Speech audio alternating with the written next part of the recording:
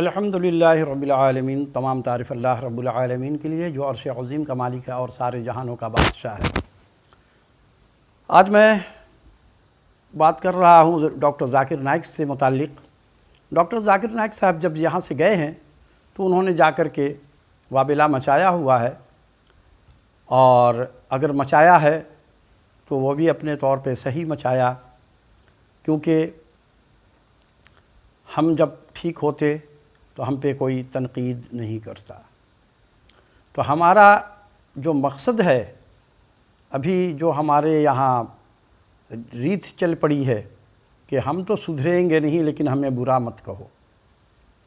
اب یہ علماء کرام، کل میں کئی علماء کرام کی ویڈیو دیکھ رہا تھا جس میں کہ انہوں نے تفصیل سے یہ بیان کیا، جو بات آپ لوگ سب جانتے ہیں کہ پی آئی اے کا معاملہ، جو انہوں نے 50% ڈسکاؤنٹ دینے کا کہا اور ڈاکٹر ذاکر نائک نے ڈسکاؤنٹ لینے سے انکار کر دیا۔ تو وہ بھی اپنی جگہ پہ صحیح ہے کہ ایک معزز مہمان آ رہا ہے اور اس کو آپ اس طریقے سے ذلیل کر رہے ہیں، جبکہ ہونا تو یہ چاہیے، جیسے کہ آپ نے دیکھا ہوگا ہم لوگ کسی اپنے دوست کے دکان پہ جاتے ہیں کچھ لینے کے لیے تو وہ اخلاقاً کہتا نہیں رہنے دیجئے، پیسے نہیں چاہیے، لیکن ہم اسے پھر دیتے ہیں نہیں بھائی، اگر نہیں لوگے تو پھر ہم آئیں گے نہیں، کیونکہ پھر تو یہی سمجھا جائے گا کہ میں مفت میں لینے کے لیے آ گیا ہوں، تو نہیں، آپ کو لینا پڑے گا، تو پھر وہ لے لیتے ہیں۔ تو اب ڈاکٹر ذاکر نائک صاحب نے جو کہا وہ تو بات ان کی درست ہے کہ ان کی وہاں رسپیکٹ ہوتی ہے۔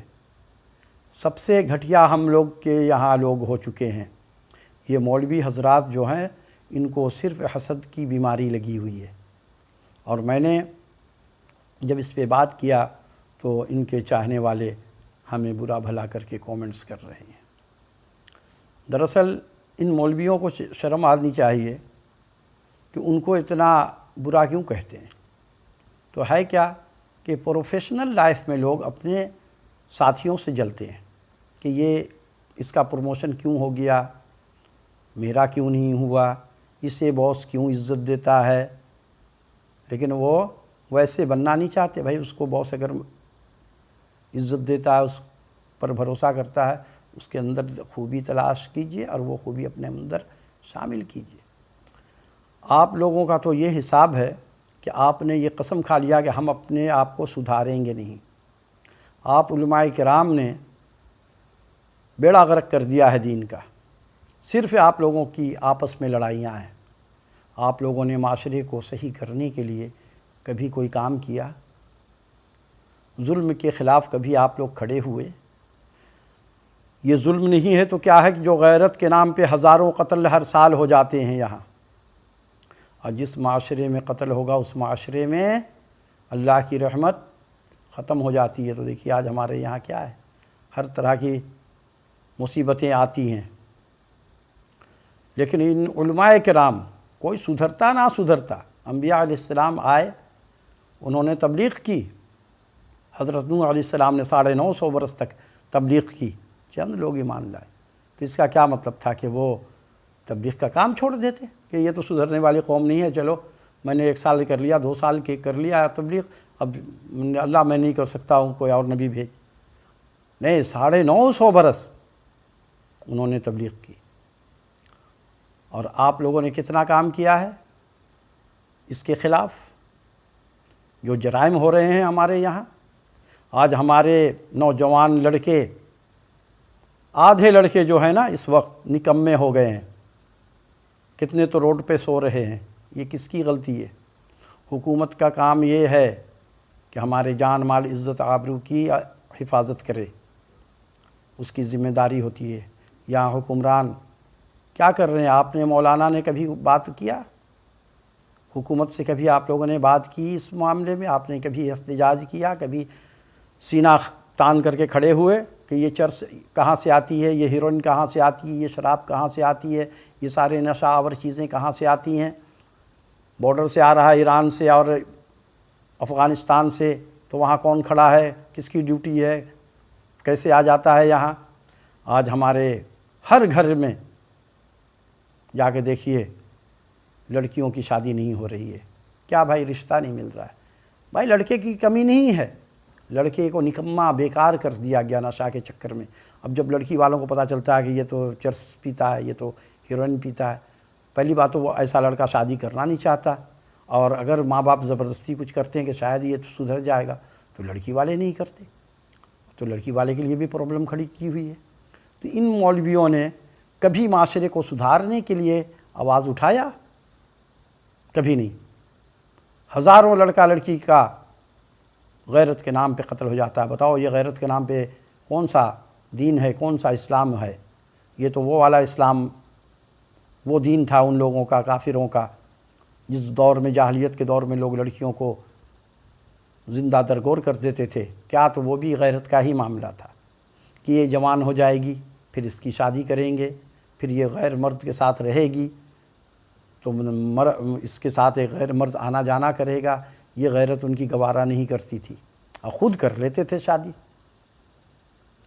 تو یہ معاشرہ ان کا تھا، اور معاشرے میں کیا تھا کہ جو اگر اپنی لڑکی کو درگور نہیں کرتا تھا تو اس کو عورتیں تانے دیتی تھی، ارے تو بڑی بے غیرت ہو گئی، تیری لڑکی 5 سال کی ہو گئی، ابھی تک زندہ نہیں دفن کیا، میں نے تو اپنی بیٹی کو پیدا ہوتے ہی دفن کر دیا تھا، کسی نے کہا میں نے تو 2 مہینے کے بعد ہی کر دیا تھا۔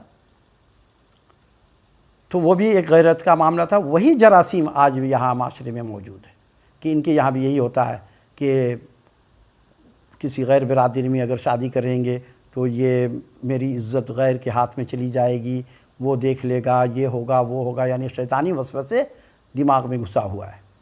جبکہ اللہ کا حکم ہے کہ جب تک تمہارا نکاح نہیں ہوتا ہے تمہارے لیے حرام ہے، تمہیں اس کو دیکھنا بھی حرام ہے، اس کی آواز سننا بھی حرام ہے، اس کے متعلق سوچنا بھی حرام ہے۔ اللہ کے نام پر جب تمہارا نکاح ہو گیا تمہارے لیے حلال ہے، اور ایسی حلال ہے کہ اگر تم اس سے دور رہو تو گناہ ہے، اور اس کے جتنے قریب رہو گے اتنا تمہیں ثواب ملے گا۔ تو اللہ جس چیز کو چاہے حلال کر دے، جس شے کو چاہے حرام کر دے، اور یہ لوگوں نے، بغیرتوں نے، وہی ریت پرانے زمانے کی اپنائی ہوئی ہے۔ علماء خاموش ہے۔ آج ہمارے یہ سارے نوجوان اگر ہیروئن کے نشے میں، چرس کے نشے میں نہیں ہوتے تو آج ہمارا پاکستان کہیں اور ہوتا، ہماری طاقت کچھ اور ہوتی۔ آج تو اگر یہ کسی کافر سے لڑیں گے تو یہی نوجوان، ظاہر سی بات ہے، نشے کے چکر میں تو لوگ اپنے بیوی کو بھی بیچ دیتے ہیں، بچی کو بھی بیچ دیتے ہیں، یہ لعنت ایسی ہے۔ تو ان سے وہ کام لے لیں گے کافر، ان کو ایک تھیلی دے دیں گے 5 کلو کی چرس کی، پکڑو، لو یہ بم پکڑو، وہاں لے جا کے پھاڑ دو، تو یہ سارا کام ان سے ہو جائے گا۔ لیکن کبھی انہوں نے اس طرف غور نہیں کیا، سب مال بنانے کے لیے ہیں۔ اب ڈاکٹر ذاکر نائک جب ان کے دم پہ پاؤں رکھا تو انہوں نے ہائے ہمارے پاکستان کی بے حرمتی کر دیا، بے عزتی کر دیا۔ تو آپ نے اپنی عزت بنایا کب ہے؟ ہر ادارے میں رشوت خور بیٹھے ہوئے ہیں، ایسا کوئی ادارہ نہیں ہے جہاں کوئی ایماندار آفیسر بیٹھا ہوا ہے۔ یہ کسٹم کا ادارہ تو پہلے سے ہی بدنام ہے، اب تو اور زیادہ یہ سارے کرپٹ ہو گئے ہیں۔ تھانے کا نظام وہی ہے، جس جگہ پہ جاؤ کہیں پہ انسانیت تو نظر نہیں آتی، ہر کوئی خدا بن کے بیٹھا ہوا ہے اپنی کرسی پر کہ اب میں ہوں یہاں پر، آؤ مجھ سے بات کرو۔ اب پھر وہ جب دوسری جگہ جاتا ہے تو اس کو دوسرا دھکا مار رہا ہوتا ہے۔ تو ہم دھکا خور لوگ ہو چکے ہیں۔ علماء کرام سے گزارش ہے کہ اس قسم کی بکواس نہ کریں، اپنے آپ کو سدھاریں، اپنے معاشرے کو سدھاریے تاکہ ہمارے پاکستان کا نام روشن ہو۔ یہ خبریں جو چلتی ہیں تو کیا ذاکر نائک خبریں چلاتا ہے؟